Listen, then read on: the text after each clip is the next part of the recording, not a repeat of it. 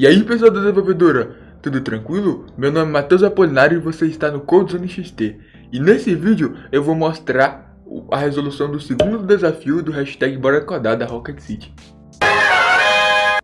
O segundo desafio era basicamente codar um card de um produto. E o nosso desafio era conseguir implementar essa parte tridimensional do card, ou seja, quando a pessoa clicasse nesse 360 graus, a pessoa poderia ter na verdade, interagir com o produto de forma 3D, de forma a explorar as três dimensões.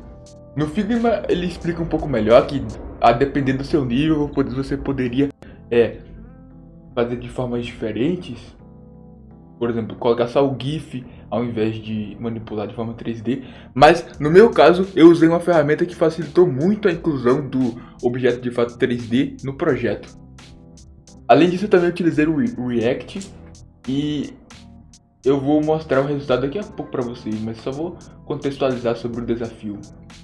Era este desafio, e se você fosse um nível um pouco mais iniciante, você poderia colocar o GIF ao invés de fato implementar o 3D, movimentação 3D no objeto, e quando clicasse no 360 graus ele habilitava essa funcionalidade de poder movimentar o objeto e poder visualizar o objeto de forma tridimensional.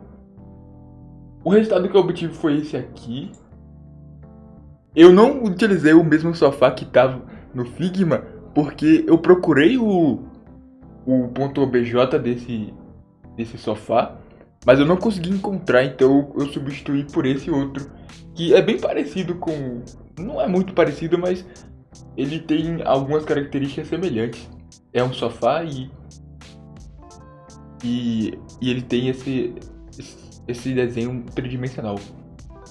E o resultado foi esse aqui. Quando eu clico em 360 graus eu consigo ter essa visualização 360 graus, consigo diminuir no caso afastar e aproximar do objeto, no caso o produto, que é esse sofá. Você fazer todas essas manipulações, além de voltar para aquela visualização normal, que no caso tá apertando o X. Ficou bem interessante o resultado e vocês não imaginam como que foi fácil implementar esse objeto 3D, porque eu utilizei uma ferramenta muito interessante que eu vou mostrar para vocês agora. No caso, a ferramenta que eu utilizei foi o Spline Design, Spline Tool, que é essa ferramenta que nos permite criar designs 3D, e essa ferramenta ela nos permite exportar os nossos designs 3D e a gente consegue incluir esse design 3D exportado no nosso código React através de uma biblioteca. Aí, para criar o design, eles têm uma parte que permite a edição de objetos 3D. No caso, esse sofá aqui eu consegui encontrar na internet. Eu busquei por sofá veludo rosa.obj free. No meu caso é essa extensão. Eu consegui encontrar aquele sofá que eu mostrei para vocês e cliquei aqui e em import para poder fazer o import desse sofá 3D.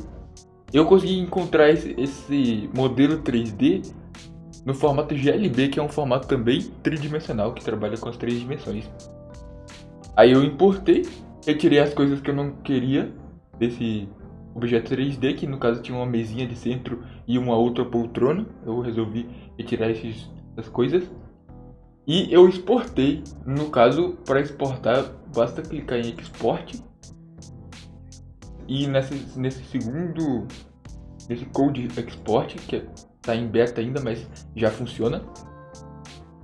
E depois quando eu terminei de editar todas as coisas que eu queria aqui na minha cena, na minha cena 3D, eu cliquei em update e depois eu cliquei em drafts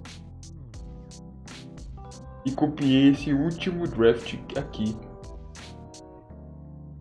que foi a última atualização que eu fiz, o último design que eu salvei desse projeto. Aí a nível de código, eu instalei a biblioteca Spline2, React Spline, na verdade, @spline2 /react-spline, e essa @spline2 /runtime. E para utilizar essa ferramenta é muito simples, é bem tranquilo de utilizar. Basta a gente importar, que eu vou mostrar aqui nos cabeçalhos. Você importa esse React Spline, que é esse objeto default que é exportado dentro desse módulo React Spline, e você passa a cena que você quer. No caso, eu passei esse Spline Design no primeira posição desse vetor Spline Design. E no caso, essa constante Spline Design, ela está definida aqui nesse arquivo de utilidades que eu criei. Esse arquivo utilitário, na verdade, que eu criei, e lida com as constantes. No caso, essa URL aqui é exatamente essa URL que está aqui. M6. Na verdade é outra, porque ele atualizou novamente. Então, novo design seria esse aqui, ó, NT3. Eu fiz há 2 horas atrás.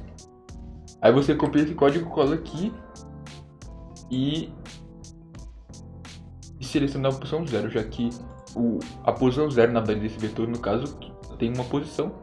Caso tivessem mais designs, por isso que eu coloquei em formato de vetor, para caso tenham mais designs, mas como no nosso caso foi um só, eu utilizei a posição 0 mesmo.